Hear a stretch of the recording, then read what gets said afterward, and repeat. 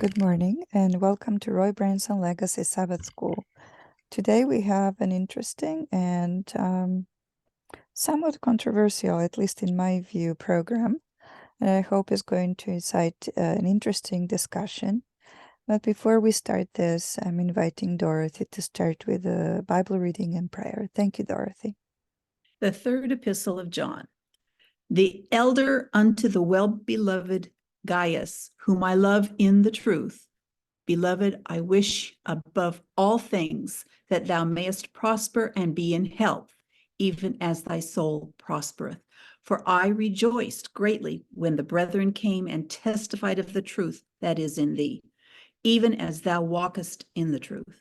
I have no greater joy than to hear that my children walk in the truth. Beloved, thou doest faithfully whatsoever thou doest to the brethren and to strangers, which have borne witness of thy charity before the church, whom if thou bring forward on their journey after a godly sort, thou shalt do well, because that for his name's sake they went forth, taking nothing of the Gentiles. We therefore ought to receive such, that we might be fellow helpers to the truth. I wrote unto the church, but Diotrephes, who loveth to have the preeminence among them, received us not.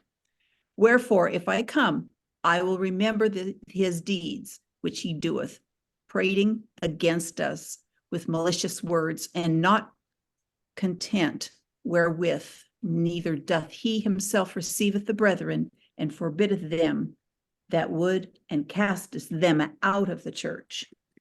Beloved, follow not that which is evil, but that which is good.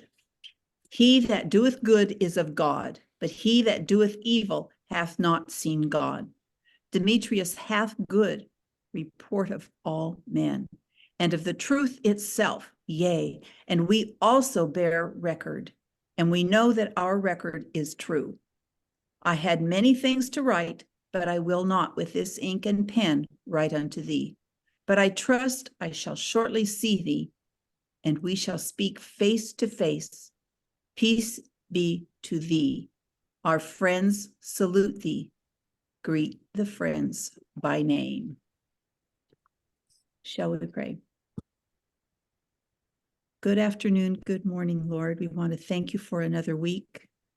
We want to thank you for those of us that do have good weather, and pray for those that are having absolutely horrendous weather in their areas. Be with us today as we study and learn, and may we continue to study and learn. Amen. Thank you, Dorothy, for that lovely scripture reading and prayer. So I will introduce our feature and speaker and commenter. So in preparation for the ministry of elder at one of the largest Adventist churches in Northern California, I read several publications, including Counsels on Diet and Foods, Ministry of Healing, the book Education, amongst others. I also read an academic text on nutrition and a book titled Proper Food Combining. My interest was learning all about health, staying healthy, and staying out of hospitals. My mother, as a surgical nurse, had this practice of taking us children into the surgical center and showing us things that they would take out of people. And I didn't want any of those things happening to me. The 4 books I mentioned shaped my perspective on health. Of course, Leviticus 11 as well. The paper Melatonin and the Optics of the Human Body, on which Dr. Roger Seheult's talk at the Village Church, Barron Springs, is now added to that set of books for 2 reasons. It emphasizes the importance of sunlight in melatonin production in the mitochondria and the role of sunlight in human health. melatonin production in the mitochondria, as discussed in Dr. Seheult's talk, attracted my interest because as an antioxidant, it helps to eliminate byproducts of energy production in the mitochondria. Mitochondrial management of products like reactive oxygen species, OH radicals, are similar to the bad products from energy production in other devices like engines. And this heightened my interest further because managing engine exhaust is critical to engine health. In the same way, managing byproducts of mitochondrial energy production is critical to mitochondrial health and overall human health. Our Sabbath cinema feature is Dr. Seheult's talk. Dr. Seheult is a graduate of the Loma School of Medicine. He was an assistant clinical professor of medicine at the school. And in the 2009-2010 timeframe, he organized the Alumni Association's annual conference for Loma Linda University School of Medicine. Our own Dr. Elmer Cupino will have comments to share either after the video or just before the question and answer discussion period starts. And after that, Monty will play the video that we will watch. So this is the feature that we're going to have today. I think it will be very interesting. It can be a little heavy on the medical side, so I encourage us to take notes to be able to contribute to the conversation. Thank you, Monty. To you.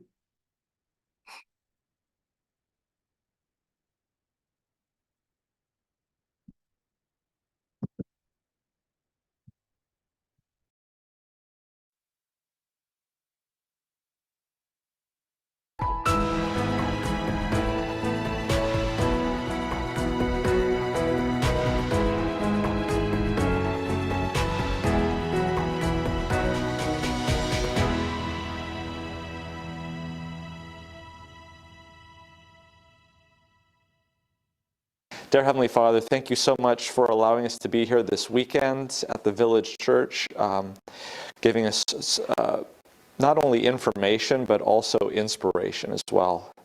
Please be with us today and also speak through me. In thy name, amen. Okay, so I love this topic.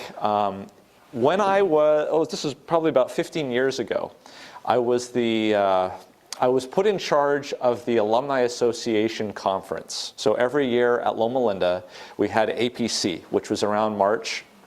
And they said, you're going to be the one in charge of putting together the program. So that might not have been a good idea because, what year was that? Oh, this must have been, I want to say maybe 2010, 2011. It was a while ago. And so, being very naive and not understanding the politics of things, I went ahead and I got people that I thought were really interesting. And I got this guy to come, Don McMahon. Have you ever heard of Don McMahon? Okay, so he came from Australia. And he has a book that published, and he had just come out at the time, and he gave a nice presentation. And the title of the book was Acquired or Inspired. And why that's important to understand is because today we're going to talk about medical science confirming Ellen White. So I had there's different ways I could approach this topic. I could approach it and say, let me do as many topics as possible to see where Ellen White has been correct on. But you know what? He's done this so well. So what I decided to do was to pick a few topics and expand on them and maybe learn from them and show how Ellen White has actually been ahead of her time. But if you really want to have a thorough investigation of all of the places where Ellen White has said the whats and the whys, this is really an amazing book to get. You can actually still get it, I think, on Amazon. It's called Acquired or Inspired, Exploring the Origins of the Adventist Lifestyle. So what he did was he went through all of the scientific predictions, if you will, of Ellen G. White and divided it into the what and to the why.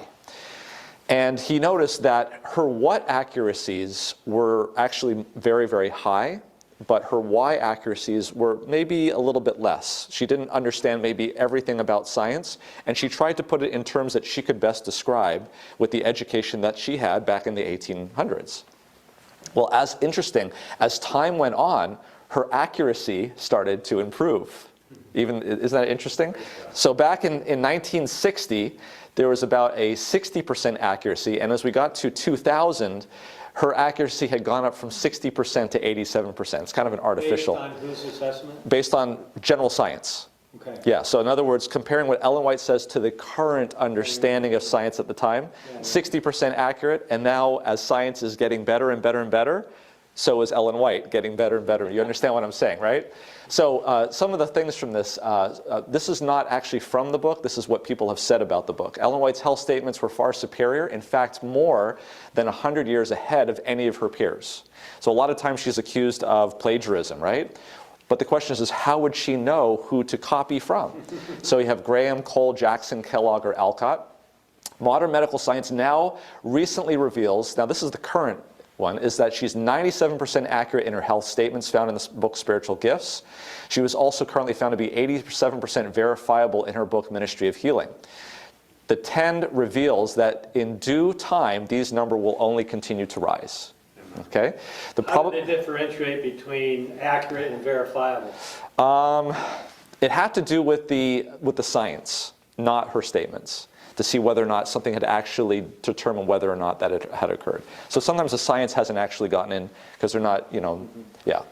The probability of Ellen White copying such a provincial accuracy using random selection is an astonishing chance of 1 out of 20 million. And by the way, he hired an auditor, an independent auditor to look at this, who was Roman Catholic. And there is actually a part of the book. Dr. Game Bradford, an Adventist scholar and author of another highly acclaimed book about Ellen White, says of this book, Dr. McMahon, who's an ear, nose, and throat doctor. You guys know of him? Okay, yeah.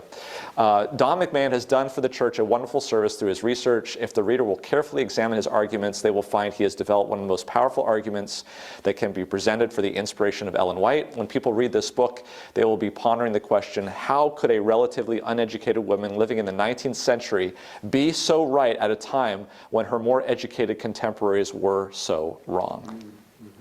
And I think it's an outstanding book to read. And it goes through it there's actually, in the first iterations of the book, I don't know if they still do this, there was a CD-ROM in the back. That kind of dates the book. There was a CD-ROM in the back with all of the statements collated and all of that sort of stuff. Okay, what I'm going to do today, though, is I'm going to focus on an area that I've been very interested in, and that is specifically with light and the statements that Ellen White has made about light. Now, you have to remember that it was around this time, and I actually read an article, it's a really interesting article about John Harvey Kellogg and how he understood light at the time, where he got his information from. It was actually from Europe. And he actually went on a number of trips to Europe and went to some high altitude sanitariums where they were treating tuberculosis and adapted a lot of what he was seeing over there at Battle Creek. And it's really interesting. He was actually pretty straight on. He talked about infrared light, which is what we're going to talk about a little bit, and the effects. And then we're going to delve into a little bit what Ellen White said about light, and we're going to compare it to what the science is now telling us. And some of this stuff is actually pretty new. So we're going to actually have two aspects to today's talk, not only about light and circadian rhythm and mood, but also mitochondria. Okay, so that's, I think, the most exciting. So let's get through this pretty quick. The mitochondria, is the powerhouse of the cell. Think of it as an engine in your car. And just like the engine in your car makes heat that could potentially shut down the engine, mitochondria also makes something called reactive oxygen species. And those reactive oxygen species are extremely, extremely reactive. They only have to move a few angstroms and they will damage the structures around them because they have hydroxy radicals. So that oxidative stress has actually been tied to inflammation, cancer, diabetes, and learning disabilities. Even autism has been linked to mitochondrial disease. The body has two systems in place, two cooling systems, if you will, to deal with mitochondrial damage. There's a system at night, and there's a system during the day. The system at night we're very well aware of. There is a gland in the brain called the pineal gland, and when there is no light stimulating the eyes, The pineal gland is free to produce, especially at the beginning of the night, melatonin. Now, melatonin is one of the most powerful antioxidants known to man. It's actually more powerful than glutathione. It actually upregulates the glutathione system itself. It can actually neutralize 4 different stoichiochemically, 4 different oxidative stress molecules. We're talking about things like superoxide, hydrogen peroxide, and hydroxy radicals. These are things that are made in the mitochondria because of the electron transport chain. In the daytime, there is the sun. We're going to talk a little bit more about the sun. We're going to get to that in a little bit. But this is a list from the Cleveland Clinic of all the things that are associated with mitochondrial diseases. And it basically reads of all the things that are happening in the Western world and in the United States. And that'll become more clear as we talk about why this is happening. So here's the great circadian rhythm that we know about. And you know, the circadian rhythm is probably one of the most interesting discoveries of modern medicine in the last 20 years.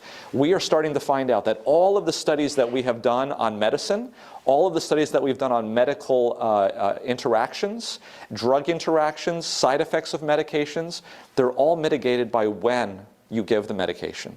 And that is because your body at 8 o'clock in the morning is different than your body at 4 o'clock in the afternoon. There is the best time for you to have the best coordination. It's at 2:30 in the afternoon. If I do a pulmonary function test on a patient in the morning and repeat that pulmonary function test in the afternoon, there is statistically significant differences. They might be small, but there are real differences. And that is because your body is on a specific clock. The way I like to think about this is I still have a friend, but he used to work at Disneyland. He used to be part of the crew that would go in at night. And if you think about Disneyland, it's very complex, but when that park closes at 10 or 11 o'clock at night, it's an amazing situation that transforms that place. He used to tell me there's an army of gardeners that come in, and they go through the entire park, weeding, cutting, trimming. The cash registers are cleared out. The markets are all restocked with the big animals and the Mickey Mouses. The engineers come in, check the rides. All of this stuff is happening from the hours of 12 o'clock at night to 8 o'clock in the morning when the park reopens, so that when the park reopens, it's brand new. It's ready to go. The same thing has to happen in your body. Your body is far more complex, and this is what happens with this clock. For instance, did you know that insulin is the most sensitive at 8 or 9 o'clock in the morning? That means a calorie digested in the morning is far different than a calorie digested in the afternoon. You're going to have less insulin spikes if you're eating food in the morning. And by the way, that's another statement of Ellen White, right? Eat breakfast like a king, eat lunch like a prince, and dinner like a pauper if you have lunch at all.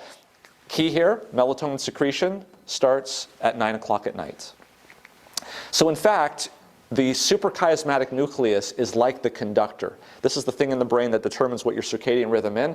All of these processes are like instruments in an orchestra. They're all going off at the same time, but they're under the direction of one conductor. And if they're not, you're going to have things that are happening all at the same time, which is not the right thing to have. Imagine if a gardener comes in the middle of the day and starts working on the garden it's a small world. It's not going to be right? We're not going to have. Imagine if the engineers shut down Space Mountain in the middle of the day. You can't have that. You have to have that attraction open if Disneyland is going to be able to work. And so that's exactly what happens with this circadian rhythm. So it's important that this happens. Things that are regulated by the circadian rhythm, all of those things there on the left-hand side, plus a lot more. These are things that are essentially vital to the human body. So this is the problem. The problem is that the circadian rhythm, the conductor of the orchestra, which is right here, is attached to your retina. And that light coming in from the outside will go to the suprachiasmatic nucleus and immediately shut down any melatonin coming from the pineal gland. So if your eyes are exposed after 9 o'clock to any kind of light, no melatonin. This is kind of what Tim was talking about just in our last section, is making sure you're going to bed. This melatonin is part of the cooling system for your mitochondria at night. If you don't have it, your car is not going to be cooled. And if you're going up that hill, and if you can barely go up that hill without your engine overheating, you can see what the problem is going to be. You're in a society where we are accustomed to having lights on at night. And this is recent discovery. Ellen White knew nothing about this. Knew nothing about the suprachiasmatic nucleus, knew nothing about melatonin. Now, Is that suppression last? It can last for hours. And all it takes is a few lux. 1 lux. In fact, enough light that can penetrate your eyelid is enough to shut it down. So it's not just enough to close your eyes. You have to make sure that the room environment is dark. And this is a problem with light pollution, living in the cities, having lights on, electricity. It's an issue. Phones, all of that. What's interesting is there's something called the intrinsically photosensitive retinal ganglion cells, known as IPRGCs. They are especially sensitive to blue light. We know this. Have you ever had your phone and it'll like shift to night mode and it looks more warm, more red, more orange?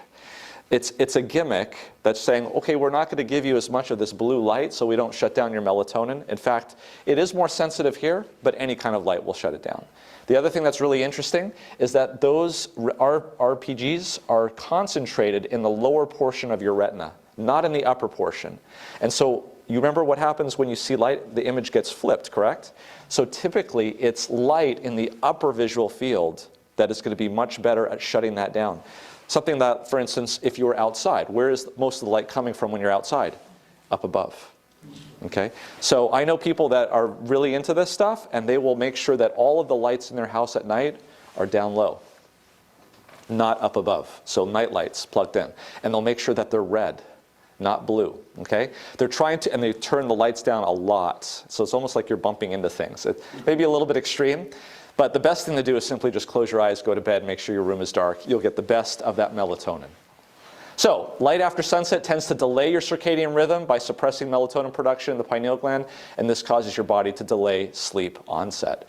Light early when you wake up tends to advance or anchor your circadian rhythm, but requires more intensity given that those IPGs are less sensitive in the morning and a lot more sensitive in the evening, and this causes your body to advance in sleep onset. So again, this is what happens. This is why I highly recommend one of the best practices that you can do is when you get up in the morning and the sun is up, go outside. Go outside.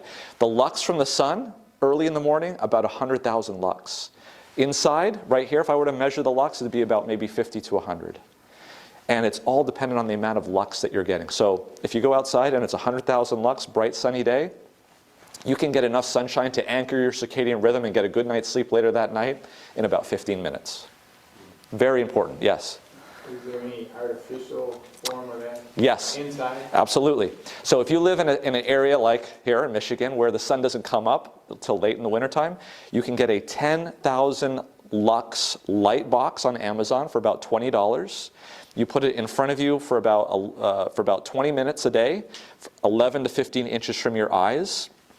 There's no infrared radiation coming from that, but as we'll show, I think we'll show this, it hits the perihabenular nucleus in the brain, which is involved with mood. And this is a great remedy for people who get seasonal affective disorder. People who become depressed in the wintertime because they're not getting sunlight. Putting a light box in the morning has been actually scientifically been shown to alleviate that. So there's a lot of consequences with circadian rhythm disruption. Here we go. Here's the two pathways, the pathway that goes up to the conductor and the pathway that comes down here to the perihabenular nucleus, which is associated with mood. If you're not getting light early in the morning when the sun comes up, you're going to be, some people are susceptible to getting that. Here it is. This is seasonal affective disorder. It affects about 5% of the population, and they get symptoms for about 40% of the year. It affects females more than males.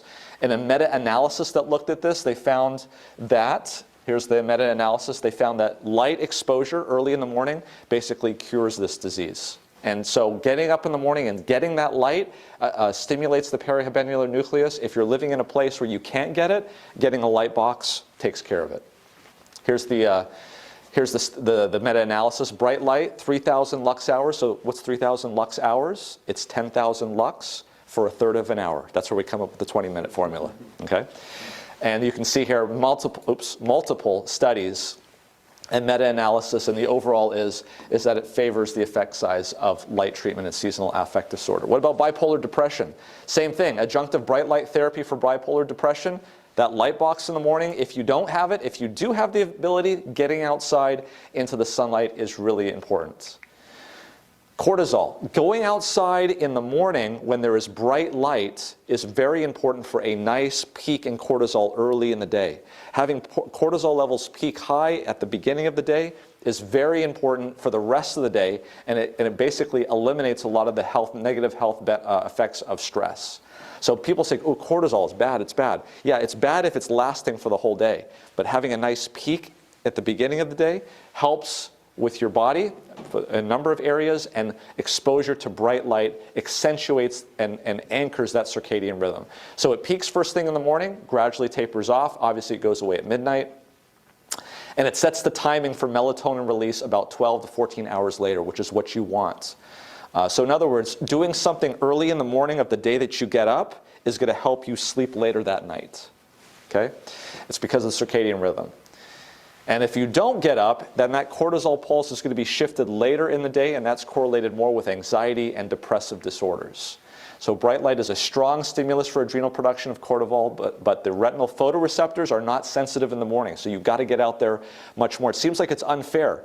It's like in the morning time, to get the benefits, I've got to be out there for 15 minutes, but when I go to bed at night, all it takes is one photon of light to shut down melatonin. It's actually the case, unfortunately. So you really have to get out there and make sure that you're getting the benefit of 100,000 lux. We'll talk about why being behind a window or being behind a windshield of your car is not good enough. You really need to get outside. By the way, you can couple a lot of these things together, because Ellen White also talks about exercise. You can do all these things at the same time, and actually it saves time.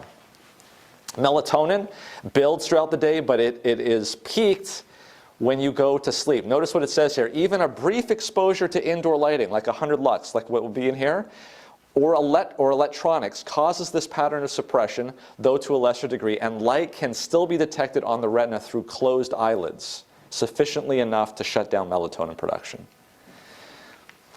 And when you say shutting down production, as in? Done. It's gone. Yeah, yeah. For the night? For the night. Yeah, for the night. Why is this important? Remember what we said was a cooling system for mitochondria? During the night, it's melatonin. If you're not getting the cooling system, that means your mitochondria are producing, if we want to get to the technical aspect of this, there's something called the electron transport chain in the mitochondria. This is where basically reduced electrons are being passed down, almost like in a dam situation where it's going down, and as it's going down, protons are being pumped into the inner membrane space. When you get to the very bottom, it has to pass these electrons off to something very oxidized, and that is oxygen. That's the reason why we breathe oxygen. If we didn't breathe oxygen, our electron transport chain wouldn't work. So what it does is it converts oxygen into water. And to do that, it takes 4 electrons. 4 electrons plus oxygen equals water. The first electron that gets put on, it turns it into superoxide. The second electron, it turns it into hydrogen peroxide. The third electron, it turns into a hydroxy radical. And finally, the fourth electron turns it into water. Water is very safe. It doesn't react with anything. But sometimes our body is inefficient, and these oxidative radicals are produced. And if melatonin is not there to mop them up, they damage the mitochondria irreversibly. And now you have damaged mitochondria until your body breaks the whole thing down and builds a new mitochondria. So what happens is when you're going through life and you're not having enough melatonin to protect your mitochondria from being damaged, you start to run into problems. What kind of problems? Robust experimental and mechanistic data showing increased risk of breast cancer initiation, progression, and even resistance to endocrine therapy as a result of melatonin suppression by evening light exposure. In nurses who do night shifts, we see increased risks for cancer. Yes? Can you supplement? Good question. I knew it was going to come. I don't like melatonin. I'm just asking. So here's the problem with melatonin. So for nighttime, melatonin supplementation can be done. But you have to be careful because too much melatonin actually has the opposite effect. I would not go more than 5 milligrams. 10 milligrams, 15 milligrams, people actually just become irritated and they don't fall asleep. The other problem with melatonin is make sure when you're buying it in the store that there's a third-party label on there that says this has been tested, and yes, we believe there's actually melatonin in here. Because there's a lot of problems with people just putting whatever and calling it melatonin.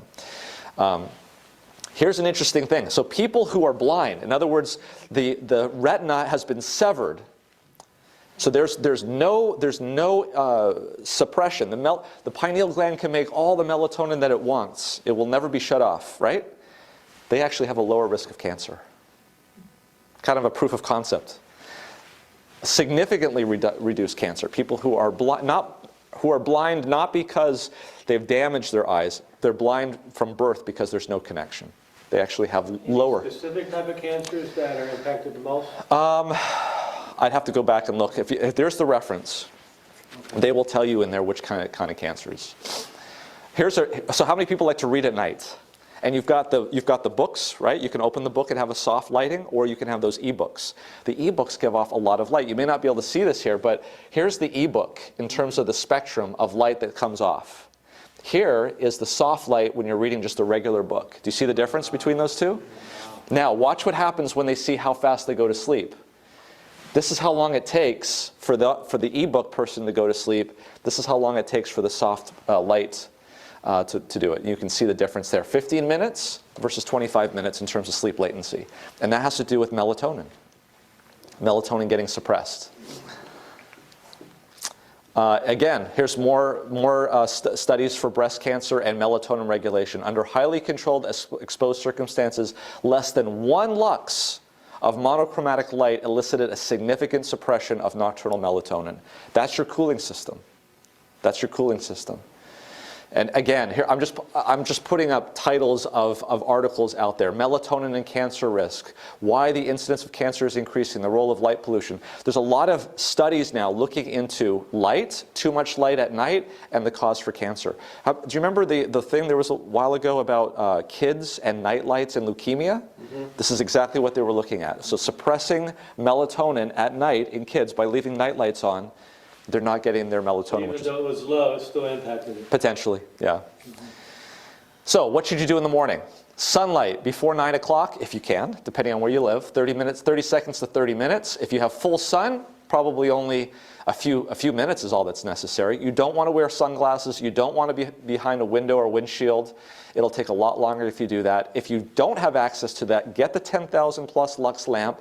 Do it for about 20 to 30 minutes, about 11 to 15 inches from your eyes. And that will help, not with it'll help with your circadian rhythm and the melatonin later that night, but it will also stimulate the perihabenular nucleus and reduce the incidence of SAD, seasonal affective disorder. What about in the evening? Basically, shut down the lights. We know this from a cancer standpoint, from a melatonin standpoint, and also we know it from a metabolic standpoint, is people who get a good night's sleep, go to bed earlier, they have less diabetes, less hypertension, and also it looks like less cancer as well, okay? Interesting. We know that now because of science. What did Ellen White say? Quote, "The feeble one should press out into the sunshine as earnestly and naturally as do the shaded plants and vines. The pale and sickly grain blade that is struggled up out of the cold of early spring puts out the natural, healthy, deep green after enjoying for a few days the life, health, and life-giving rays of the sun. Go out into the light and warmth of the glorious sun, you pale and sickly ones, and share with vegetation its life-giving, health-dealing power." Now, we're going to talk a little bit more about this word right here. I believe that every word that Ellen White writes is there for a reason. I'm one of those type of people, yes. I believe the words are actually inspired. Warmth, okay? She didn't know anything about infrared, but we're going to get into that. But here is the statement. Here's the money statement, okay? Ellen White did not know about melatonin. She did not know about the mitochondria. She did not know about the pineal gland or the circadian rhythm. And yet she states this: make it a habit not to sit up after 9 o'clock. Every light should be extinguished. This turning night into day is a wretched, health-destroying habit. How would she say? Think about this. She just got done saying about how important light is, and now she's saying how important it is to avoid the light. That takes some sophistication, right? I mean, what's the normal response? Light is important. We should be getting light, light, light, light. Here she's saying, shut it off. Exactly at the right time. Right when melatonin. How prevalent is the habit of turning day into night and night into day? Many youth sleep soundly in the morning when they should be up with the early singing birds. What did we just talk about? Sunlight early in the morning, the cortisol, all that, right? Let the youth practice regularity in the hours for going to bed and for rising. Let them purpose in their hearts that they will bring themselves under discipline and practice orderly rules. God is a God of order. And it is the duty of the youth to observe strict rules, for such practices will work for their advantage. Nailed it. This science, we didn't have this science 40 years ago. It's the reason why her percentage was a little bit lower at that time. But we're catching up. Would it not be better for her to break up this habit of turning night into day and the fresh hours of the morning into night? If the youth would form habits of regularity and order, they would improve in health and in spirits, in memory, and in disposition. She nailed all of those. What did we talk about? Depression. We talked about health, memory, all of these things. We have data now that substantiates. It's verifiable. She's absolutely correct. All right. We talked about one, let's talk about two. This is the part that's mind-blowing. So the mitochondria, once again, are the powerhouses of the cell. There they are, okay? They have those little invaginations there so they can have increased surface area for the electron transport chain to occur. And as we said, the mitochondria are the powerhouses of the cell. They are engines, and as engines, they create heat in the form of reactive oxygen species, oxidative stress, things that have to be dealt with. And our body has two ways of getting rid of those things. In the nighttime, we've already talked about melatonin from the pineal gland and the need for no light after 9 o'clock. What about during the day? Obviously, there's plenty of light. As it turns out, there is a special type of light that comes from the sun called near-infrared radiation. This is very important, and I believe it's been overlooked for many years, and it may explain a lot. This is a paper that was published just recently, 2019. This is by Scott Zimmerman, who is a light engineer and has actually created his own company, and Russell Ryder, who is the executive editor of the journal Melatonin, in which this paper is actually published. I've actually talked to both of these gentlemen. They are amazing. So what is their statement? They say here that melatonin, okay, this is the thing that's produced in the pineal gland, is actually proposed to be produced within the actual mitochondria itself in response to sunlight, and provides targeted protection of mitochondria from reactive oxygen species. Let's just digest that statement. In other words, the engine is making its own coolant on site. If you think about that, that's exactly what it would need to do. These reactive oxygen species are so dangerous, and they only have to move literally a few angstroms, and they will bind with, alter, and change and damage any protein or substance that is next to it, because they have these basically just one electron sitting there. And that one electron will interact with anything else and cause damage to it.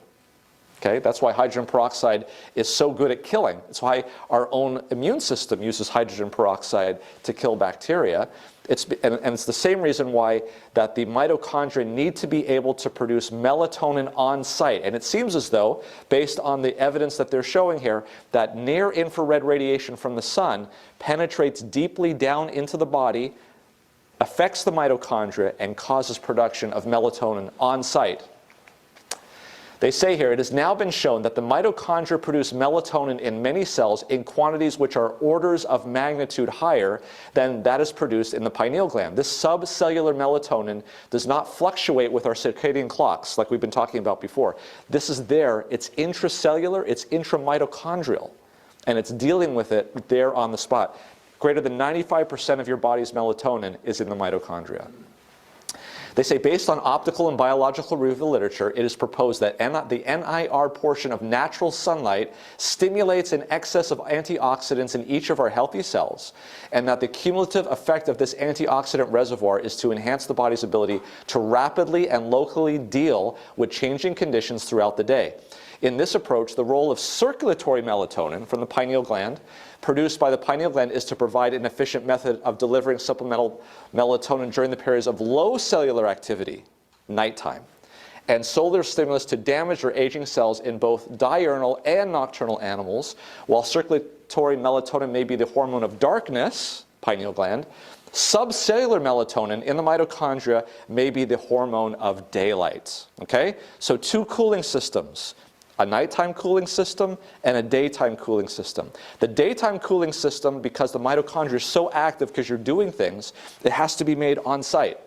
At night, the pineal gland can pump in the low level of melatonin to keep things going while the mitochondria is at a low level. So this is where near-infrared radiation is. Okay? Notice, this is light from the God-given sun. Who created the sun? On which day of the week?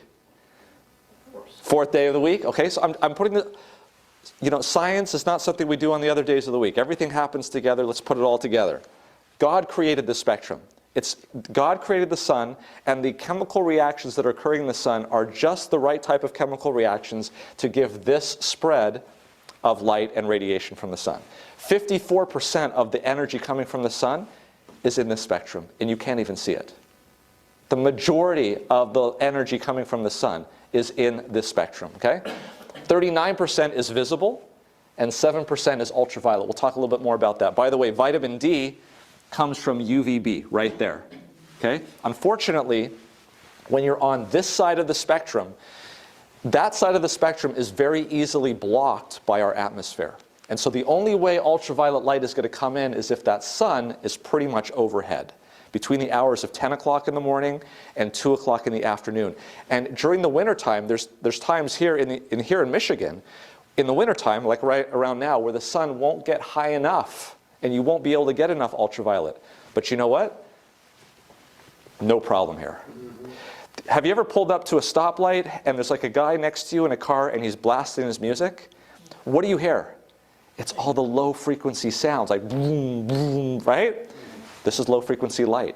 This can penetrate through anything. This comes through, well, other than clouds, it comes through the atmosphere when the sun is very low. No ultraviolet light can come in when the sun is very low. This will penetrate when the sun is low. Not only will it penetrate when the sun is low, it'll penetrate your clothes, your skin, and it will actually penetrate deep into your body. The same reason why you can hear that low frequency light. Again, here's the solar spectrum. Everything to the right of this black line is near infrared radiation. This is the majority of the energy that we're getting from the sun. You can see here that just red light that you can visibly see can penetrate deep into the skin. How do you experience this energy from the sun? Do you know how you experience it? Warmth. What did Ellen White say? Get out into the light and warmth. So I take that as saying, get out into the light, the sun, which gives you near infrared radiation. This is amazing stuff. When they actually look to see, it can penetrate deep down, even up to 8 centimeters into your body. So what does that mean?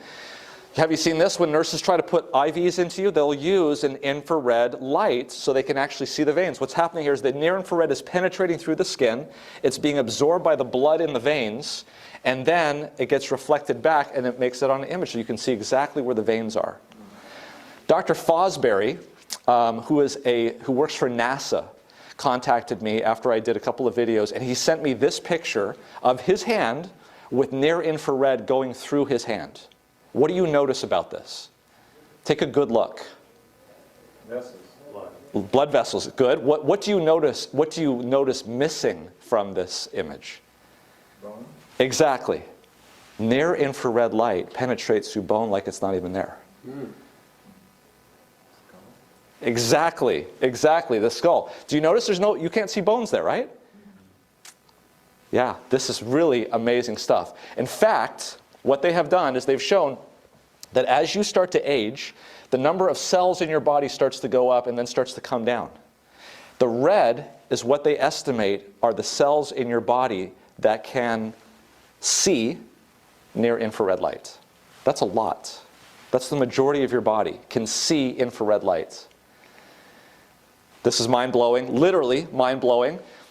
So Scott Zimmerman, the light engineer, has noticed that the same design that we have in our sulci and gyro, he's not medical, he's just simply a physicist.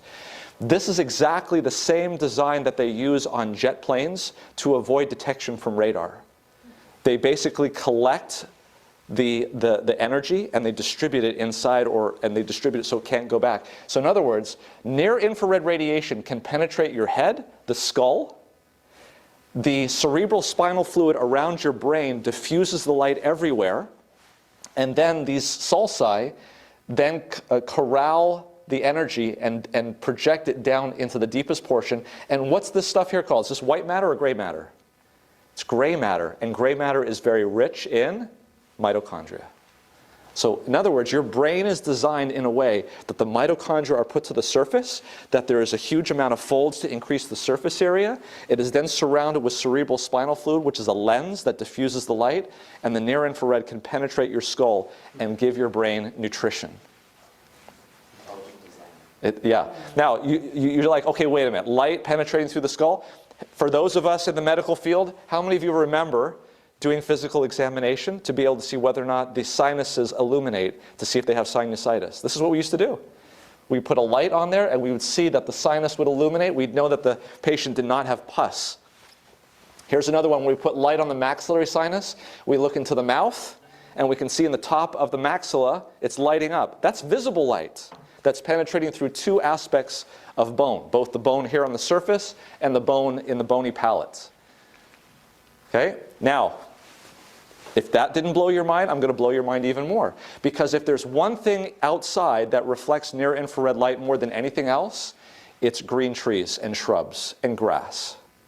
So that if you're outside in the sun and you're surrounded yourself in a green environment, you're not only getting near-infrared radiation from the sun, it's also you're getting twice as much coming back to you. This is what it looks like on a nice sunny day. Notice this area here. This is the part that we want to see near-infrared light on. This is what happens when you're around green leaves. You're getting much, much more near-infrared light when you're in a green environment. And the light that's penetrating through your eyes, you think it's just light going through the pupil? No. Near-infrared light is penetrating through all of that because it can penetrate very deeply and it's going to the back of your eye. Do you know why it needs to do that? Because the cones and the rods are extremely active and the mitochondria there is very, very active. And so here's the situation that we're dealing with right now in modern man. We are now, for the first time in our lives in thousands of years, being exposed to visible light without near-infrared light. Think about that. Think about that. Do you understand what I'm saying? In other words, the cones and the rods are having to work to process visible light, but the mitochondria, which is the backbone of that organization, is not getting the appropriate near-infrared to sustain it. There's a study that actually was done that showed that elderly people who have low visual acuity, their visual acuity actually improves when they go outside. Interesting stuff, isn't it? So this is a near-infrared photograph of outside. What do the trees look like? They're bright. They're like light bulbs. This is, and do you know, by the way, your phones actually, the visible spectrum of your phone actually goes a little bit into the near-infrared. So if you have a remote control on your TV, which of course none of you ever use, right? If you press the button, the light is actually giving off a signal. You will not be able to see that with your naked eye. But if you film it with your iPhone, you will see the light coming on. Because this actually goes a little bit into near-infrared, a little bit. But this is what it looks like. Central Park. The buildings, the concrete jungle, you don't get any reflection of near-infrared. The trees, they do. So what have we seen? Here is a paper. We have known for decades that people who live in green spaces do better. But I think now we're just trying to figure out why that is the case. And it may be because of near-infrared light. Look what they said. We found that spending time in or living close to natural green spaces is associated with diverse and significant health benefits. It reduces the risk of type 2 diabetes, cardiovascular disease, premature death, preterm birth, and increases sleep duration. Quote, people living closer to nature also had reduced diastolic blood pressure, heart rate, and stress. In fact, one of the really interesting things we found is that exposure to green space significantly reduces people's levels of salivary cortisol, a physiological marker of stress. It's amazing stuff. Remember what Ellen White said about when they were building the sanitarium? They said, don't cut the trees down. We want a lot of green space. It's amazing stuff. This was a PhD thesis. Look at all the things that happen with the benefit of daylighting on students. All of these things were benefits. All of these things here got reduced. All the bad things went down. All the good things went up. Amazing stuff. You know that there's actually federal guidelines for school building. When you are building a school for students, there has to be enough natural light in the room because we have known for decades that students that learn in a natural light environment do better. We're finding out why. This is a great study. Let me show you here. So how fast can this actually work? This was a study that was done in Oxford and Leiden, Netherlands. Very simple study. They asked them to go in and have their blood drawn. And they looked at diabetes, things called MODY. They also looked at cholesterol, triglycerides. And then they looked at the weather report in the 7 days prior to the blood draw.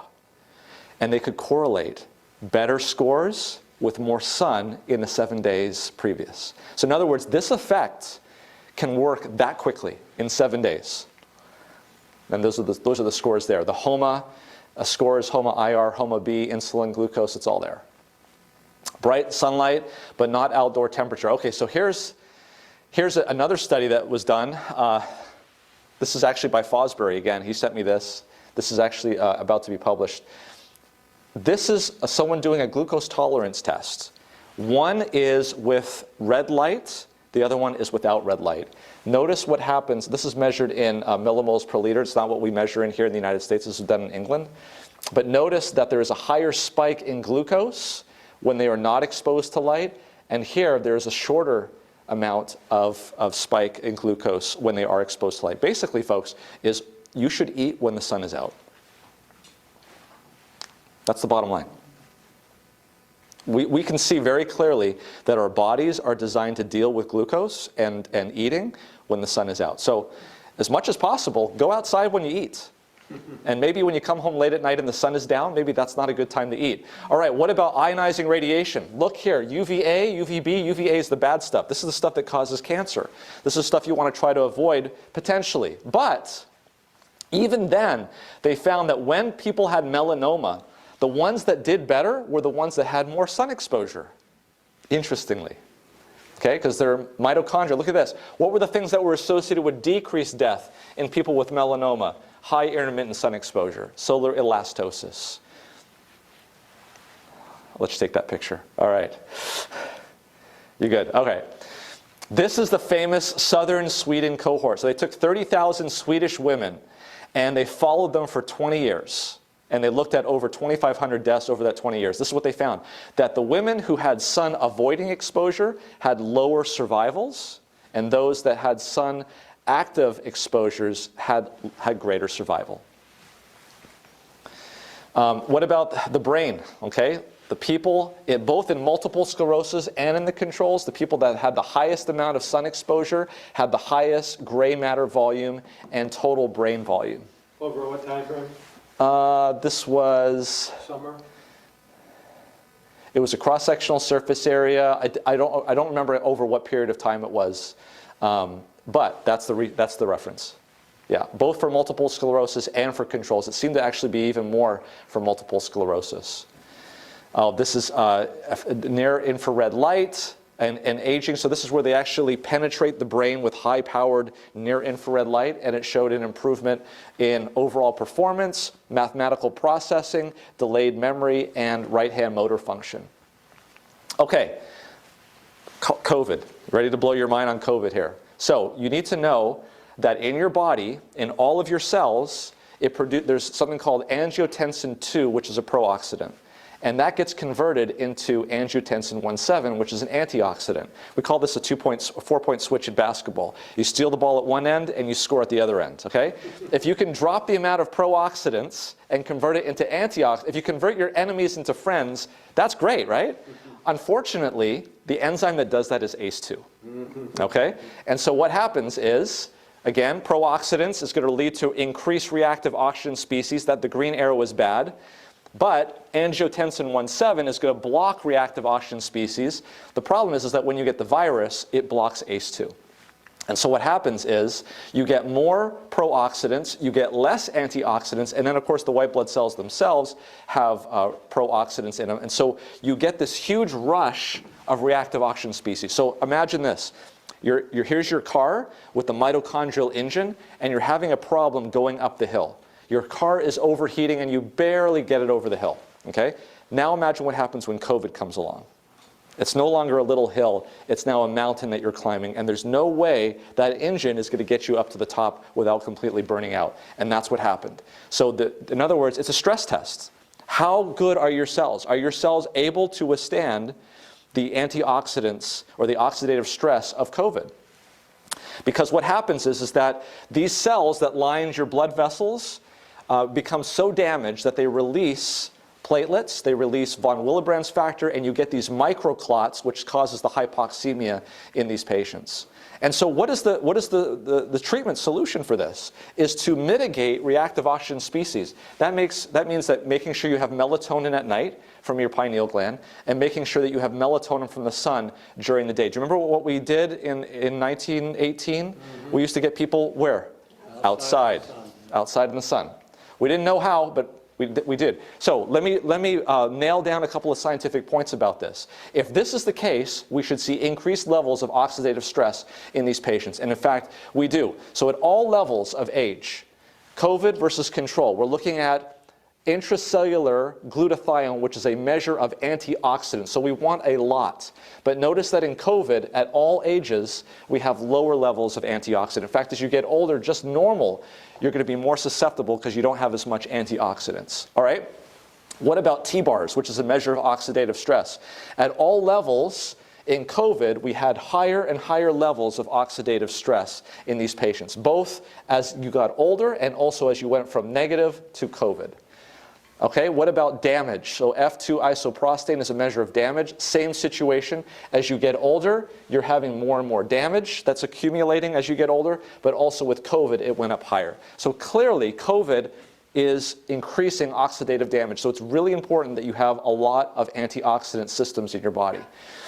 We know from studies looking at vitamin D deficiency, people who had survival had better levels of vitamin D. Here we're looking at 12 nanograms versus less than 12 nanograms. Here we're looking at greater than 20 versus less than 20. And clearly there was a difference. Vitamin D may have a benefit itself in taking vitamin D. I take supplements with vitamin D as well. But it may also be a marker of being out in the sun. People who are out in the sun more have higher vitamin D levels. And if they're out in the sun more, they're definitely be getting near infrared radiation, which may be causing more melatonin production and doing that. So the question is, do we have evidence that something other than vitamin D is working in COVID? Amazing study. Here they looked at that very same thing. They looked at the United States in the wintertime of that first year of the pandemic, and they eliminated anywhere in the United States in the wintertime that could have gotten some vitamin D. So they just completely eliminated the southern portion of the United States.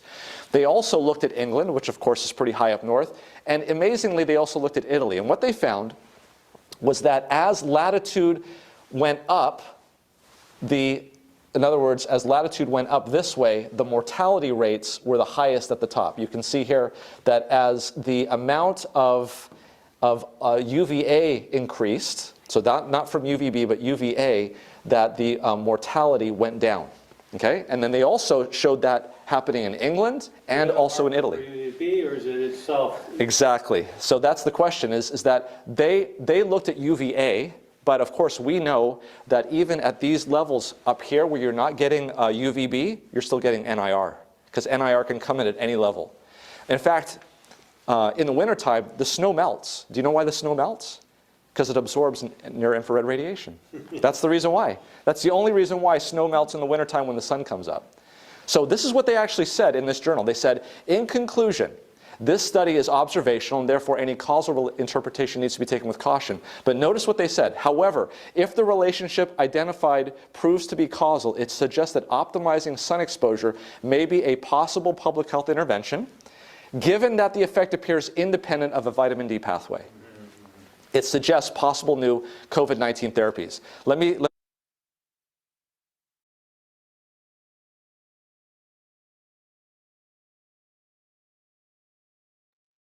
I'm going to suggest that at this point, we're a little bit past halfway through the video, that we take our normal break. Simona, what do you think?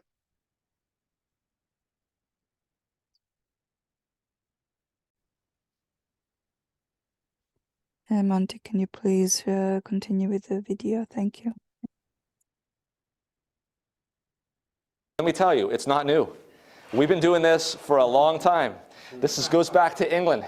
This is England here. This is the senior girls' surgical cases. These are young ladies that were there for surgery and orthopedics. They're all outside in the surgical lawn. Notice how these decks here are actually built in a way so that the beds can be moved out, moved to the side, and it doesn't block the door.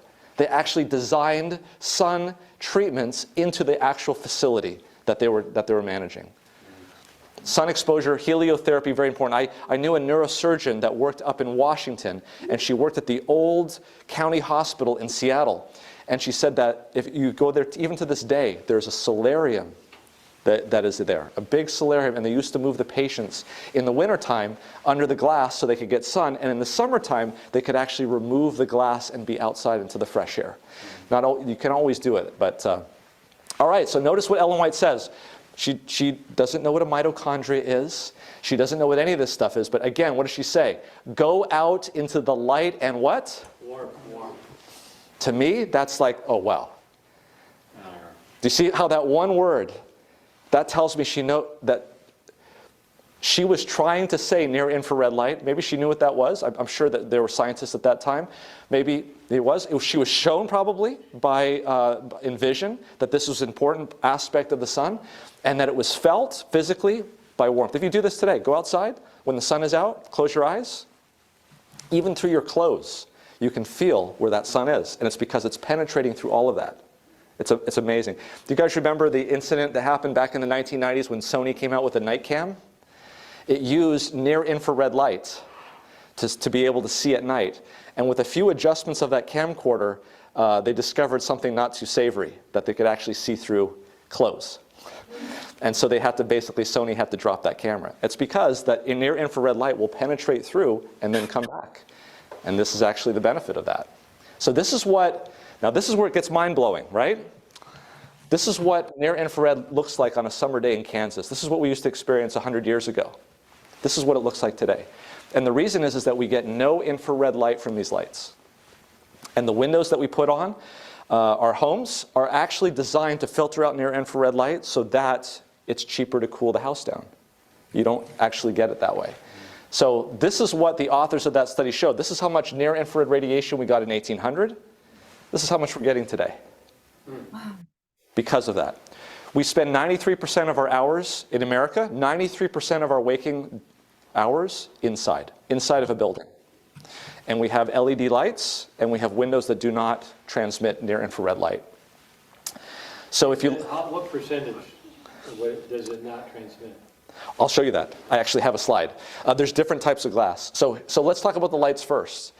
Incandescent is this nice blue one here. Do you see how in the infrared light, how there's still, actually most of the energy from Edison's invention still gives you quite a bit of near-infrared radiation. But if you look at the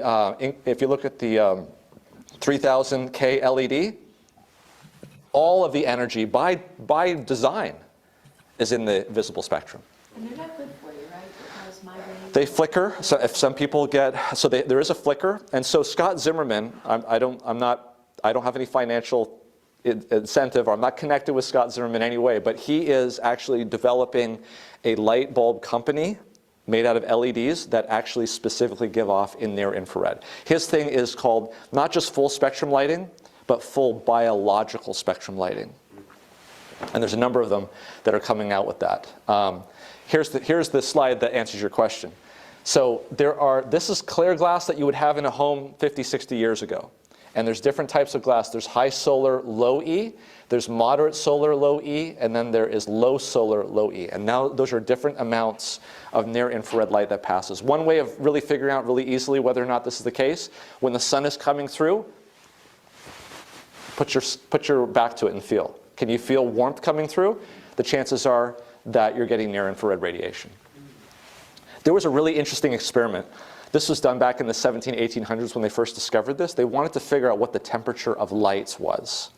So they put up this big prism, the scientist in the 1700s put up this big prism of light, and light was coming in on the table. There was red, orange, yellow, green, blue, violet, and then nothing on either side.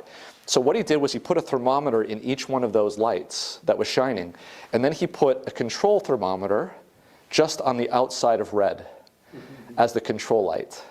And then he was mind blown because all of the other lights were the same temperature, and something here was like going off the charts. And he realized, he says, there must be, this is an amazing, these guys were brilliant. He says, there must be something here that is unfit, some sort of light that is unfit to be seen. That was the description that he had. He discovered near infrared light, which is basically hot. It transmits heat. We feel it as heat. It's amazing stuff. So, yes. To your left, what was that the other? Oh, it's, you know, Roy B. Jiv, right? Was it red, orange, yellow, green, blue, violet? And he put what was thought was the control into the actual near infrared spectrum that he couldn't see. Yeah, indigo. There he goes. Roy G. Biv. Thank you. Indigo violet. So this is what we used to see 100 years ago. Think about this. This is mind-blowing, okay? You're sitting at a campfire. But you're like, but you're getting light. You're getting light, and that's not good. But think about it. Is it blue light or is it red light? It's red light. And is it up high or is it down low? It's down low. You see that? And what comes off of the fire? Near infrared light. So this is the reason why you feel so good in the campfire. Like Tim was saying, it's great for sleep because you're getting near infrared light. It's not shutting down melatonin too much, and you go to bed. On October 31, the most popular place to stop was the people who had a burn barrel out. Yeah. For Halloween. There's something about it. Kids, there's 2 inches of snow on the ground, but they stand there in the burn barrel shadow. There's something about it. There's just something that we get drawn to. A nice fire at night. It's just like a campfire. You have community. You talk. You're seeing people. It's so much more healthy as compared to this. This is what we have today. So something even better about what God has designed. So what about those people that spend time outside all the time? So think about what happens. So here we have the UV. Here we have UV, okay? And notice that UV peaks as the sun is highest at noon.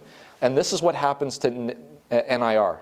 Okay? It comes through at any angle. So you're just going to see a nice linear curve. Here you're going to see an exponential curve. Now think about what happens. For somebody who stays outside for the whole day, at the beginning of the day, what are they getting? A bunch of NIR. It's building up their antioxidants. They're getting filled up with melatonin, ready to take on the onslaught of the day at noon. Okay? But they're already built up. And then what happens? Any damage that happens afterwards, it comes back down. Now you have NIR for the rest of the day to basically repair any damage that's there. It's all built into a system. It's perfect.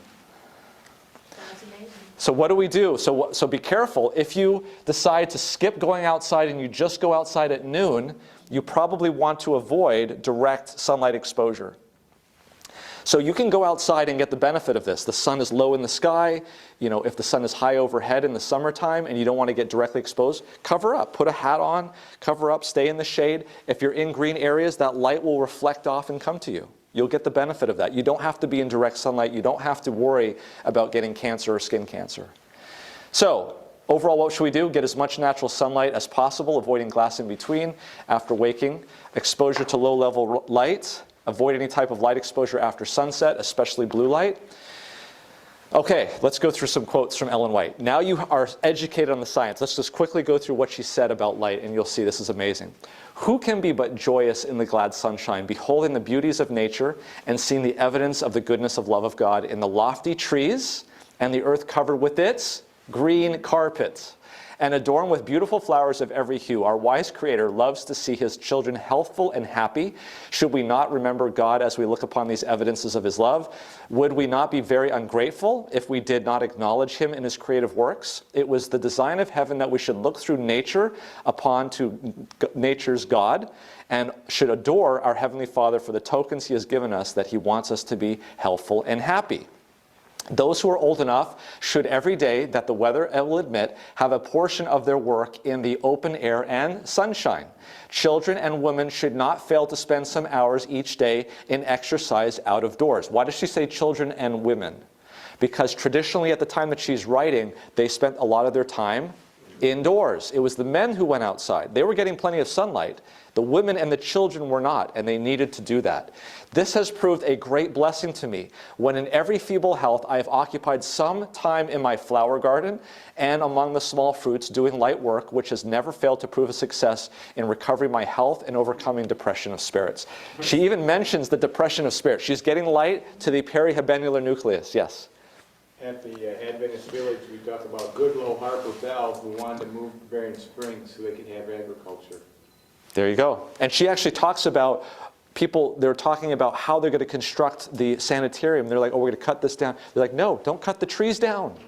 You need those trees. And she actually talks about some of the chemicals that come off of the trees that are actually beneficial. That's a whole nother lecture. We can talk about phyticides and those sorts of things. But That's not raking leaves, though, is it? no, well, but if you're next to the tree raking the leaves, I guess the trees are next to the tree, right? But you know that Yeah.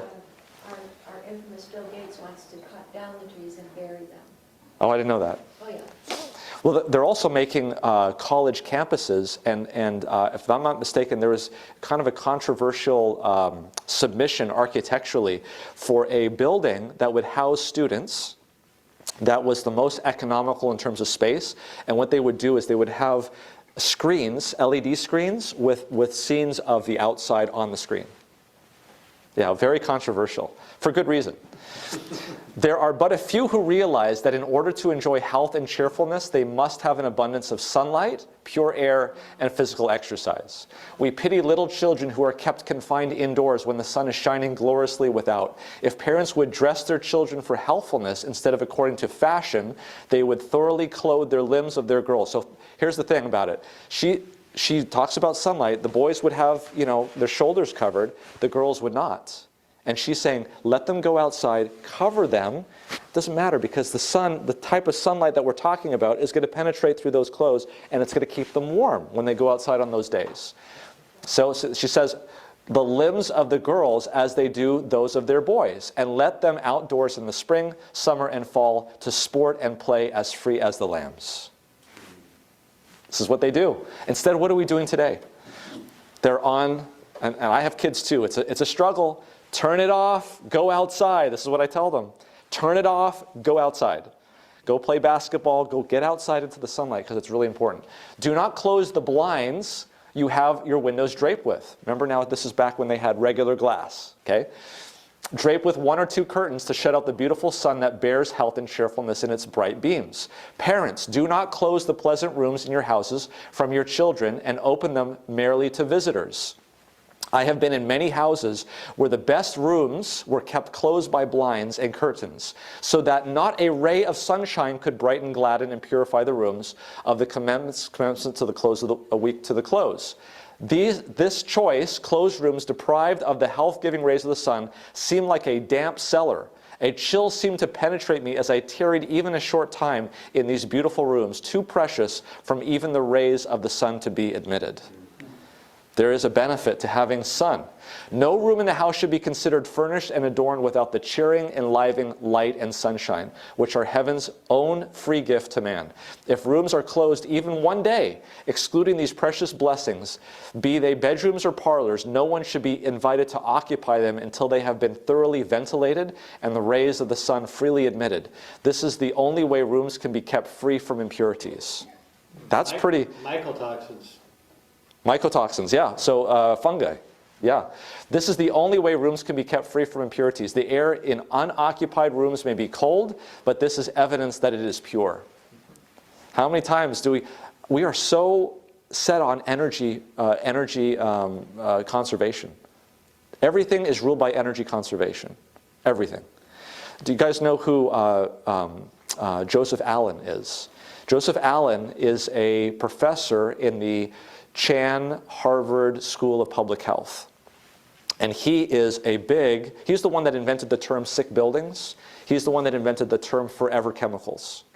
And he's been recently featured on programs like 60 Minutes talking about how we need to ventilate, how we've been closing things up and we need to open the window. He actually shows you on a carbon dioxide meter. You can pick up a carbon dioxide meter for about $100 or so, but it actually is very interesting. So it basically uses carbon dioxide as a surrogate for ventilation. And if you take it with you and it goes over 1,000, that can tell you that that room is not very well ventilated. We did this at our house. In the bedroom that I sleep in, we put it in there. It never got above 800. I put it into my son's bedroom, and it was well over 1,000, 1,300. And so we made changes in that room. We kept doors open. He's on the first floor, so we're not thrilled about leaving the window open, but if we open doors in the house, he can get enough ventilation. So this can actually help with brain function and improve it. So my son needs all the brain improvement he can get. It would seem like the ladies have a particular dislike for the sunlight, for they remain most of the time shut in from its influence. How many of you know that, right? Oh, my skin, it's going to be, I'm saying this only because I I see this with my wife sometimes. She's like, no, I don't want to go outside. I finally convinced her to get outside, but they're very concerned about sun damage to their skin. For they remain most in the time shut in from its influence, with curtains closed to keep it from the fading carpets, while they, for the want of it, they themselves fade and become weak and sickly, like the plants which grow in the shade, and are never kissed and colored and strengthened by the life-giving rays of the sun. If they perchance they venture out into the open air and sunlight, they dare not go out without carrying a shade to keep the sun from their tanning their lily-white cheeks, just as though pale and sickly-looking countenances were more beautiful and desirable than those which are ever blooming with the fresh, clear, sparkling hues of health. Do you like that? Isn't that interesting? And yet today, we've grown up with this thing about cover up, make sure you're not into the sun. I mean, we don't have to go to the extreme and be like the people on the beach, right? But getting enough sunlight, I think, is extremely important. She says, ladies, if you wish to be strong and healthy and desire to possess true beauty and not the sentimental shadow of it, seek the glorious God-given sunlight and bask in the smiles of the light of life of the world. Let it enter freely into your dwellings, and let it occupy no room where it cannot and does not enter. And occupy no room where it cannot and does not enter. And be outdoors all that you can every day, and especially when the sun shines. And fear not to look old King Saul in the face, instead of cowardly sulking under a parasol as though ashamed to meet its keen and searching glance. Isn't that just amazing language? It's almost like a poet, right? Sunlight is one of the best tonics and beautifiers in the world, and therefore men, women, and children, one and all, should seek it as one of the great natural agencies which help to form the elixir of life. These are very good and wholesome words. She says that at the end of that statement in review. And that is it. So I think so what I've tried to show here is that Ellen White, yes, if you want a full breadth of all of the scientific knowledge, I highly recommend getting that book at the beginning. If you really want a comprehensive comparison of all of her statements and want to verify that, I think there's actually a lot of validity in doing that. What I tried to show here is taking just a slice of that and showing how in one area the science has progressed over the last 150 years, and Ellen White has been absolutely correct from day one. It's just amazing. Questions? Amen. Yes. One of those paragraphs. Thank you for the video. And my understanding is that McKinley wanted to have a comment by Elmer before we start our discussion. Yes.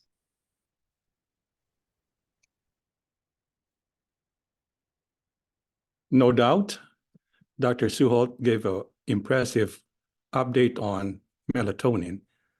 I won't review what he said, but I'd like to link that with clinical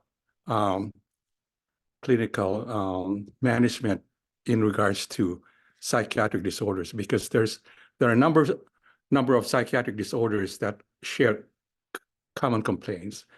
Depression and anxiety share almost always sleep disturbances. And we had a spike of admission after the COVID period. And most of these adolescents, I'm a child psychiatrist, and most of these adolescents had problems with mood, but almost always they had problems with their sleep. And when I sit down with them and I get history, almost always they go to bed with their iPhone or their computer. And so my task is to convey to the parents that one pill will not undo this problem. These are mostly primary evidence of a behavior. In other words, you have to change their behavior and focus on sleep hygiene. And if they don't, they get into problems, because there's a law in the United States that mandates everyone to go to school. And if you don't go to school, you could end up with CPS. I've been to court many times because the parents have been negligent, and the school takes over their custody and take the kid away from the family. So it's very important that that parents realize that sleep disturbances can be rectified non-pharmacological interventions. As we get older, the sleep latency also changes. So, for instance, with a kid, almost always a kid should be able to sleep within 10, 15 minutes. When I'm giving prescriptions for sleep medications, I tell them as needed, which means if you don't fall asleep within 15 minutes, take a pill. I don't give them the pill right away. But as we get older, it gets longer and longer. It takes me 40 minutes, 50 minutes to fall asleep at my age right now. But that's my 2 cents. Oh, Steve wants to say something. Go on, Steve. Yes, Elmer, you're right on target. And I would only add that with my patients, what I also encourage is that because you're absolutely right, it's changing the behaviors. And what I encourage is that they develop, if they don't have already, what as I call a nighttime routine, a series of things that gets them emotionally ready as well as physically ready to go to sleep. So it's a consistent practice of some things, changing into their night clothes, doing a little stretching before bed. We know that the body is full of the tensions of the day. It's not ready to rest immediately. And if they do some stretching, that tends to physically relax the body and better preparation for rest. The other thing I always encourage is that when kids have difficulty going to sleep, that you're right, the electronics have to be turned off 30 to 45 minutes before they're ready, they lay down, because of that blue light effect. The blue light will stimulate the brain that period of time after the devices are turned off. The other thing I always encourage is that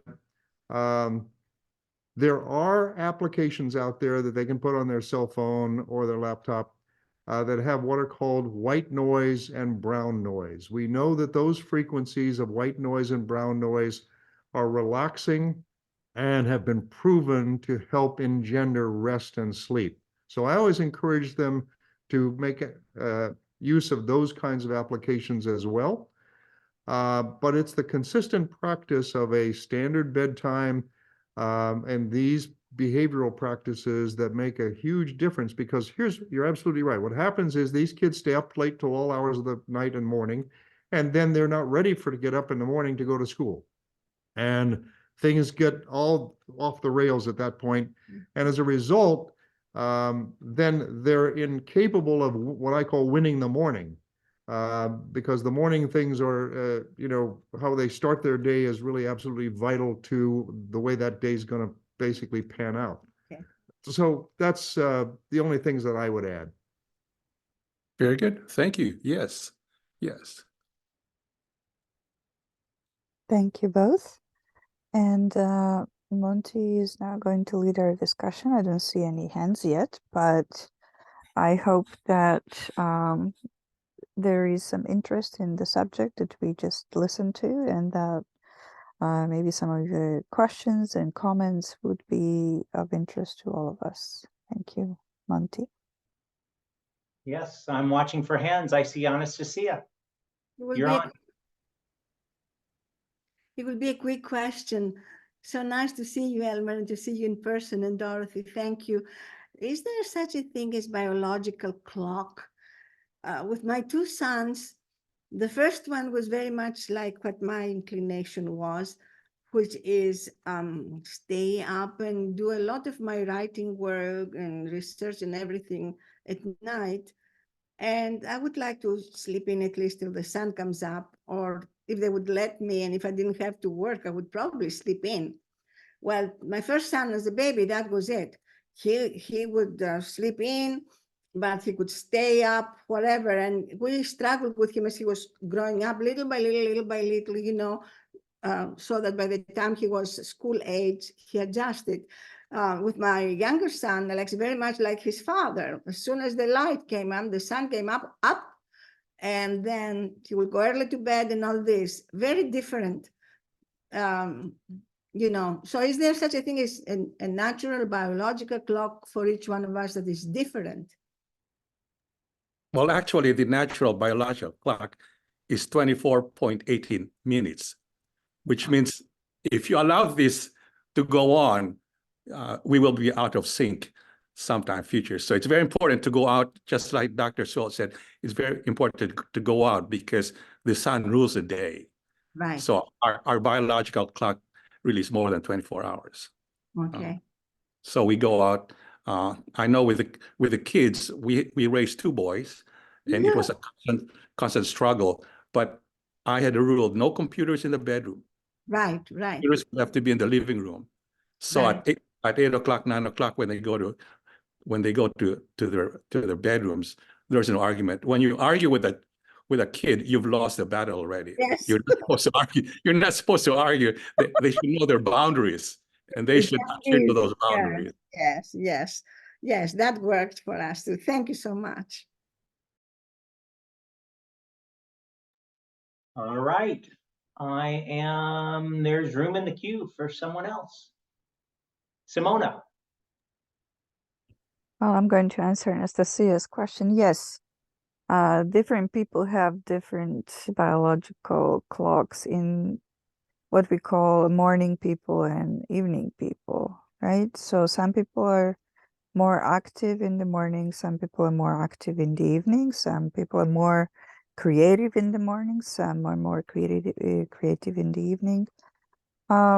And that can change throughout the lifespan. So we know that most people who are elderly go to sleep early.